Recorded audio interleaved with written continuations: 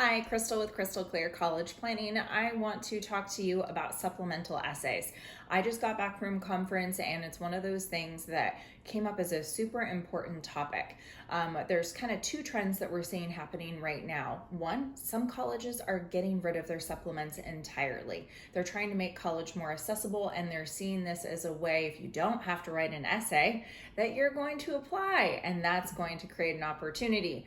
On the other side of it though, we have schools that are requiring multiple essays, and they really view this as are you a fit for their school? And so if you are not able to answer their why us prompt, or they will typically have something along the lines about like their values, the structure, something about their university that makes them special. And then they want you to talk about how you match with that. And if you can't, then they're very clear. They say, then please don't bother to apply. So this is something that is interesting if you don't like writing about yourself or you don't like doing that reflective work, right? Sometimes then those kids are going to choose those schools that don't require any of those extra supplemental essays at this point.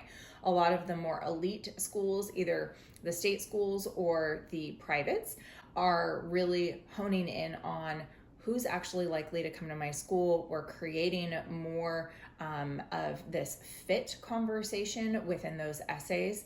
And so when you think about it, make sure that you're really doing justice on those short answer prompts. They may say that they're optional. Oftentimes, they're not really optional. They want to see that you put forth that effort. If it is a school that's hard to get into, you should do everything in your power to stand out. So working on those supplemental essays winds up being super valuable and important, and is something that people don't realize how many of them there can be. So timing winds up being an issue because we all know students like to procrastinate. It's warm, it's summer. Nobody wants to be working on applications and essays. So what happens is they'll work on their primary essay, they might work on some of their Common App stuff, but then they'll be like, oh crap, and I didn't realize that I had 10 short answer essays that I had to write for all of these schools on my list. And then they're pushing deadlines and they're having a hard time meeting early action, which we talked about in a previous video. So just make sure that if you are really going to take advantage of getting your essays done in a timely fashion, that you're doing it over summer, well before the November 1st deadlines, and really taking the time to do that work. Do I match with this school? Can I answer this truly and authentically? Because the colleges are really looking at that as you demonstrating interest, you being really engaged, and that you're going to be a good fit on their campus.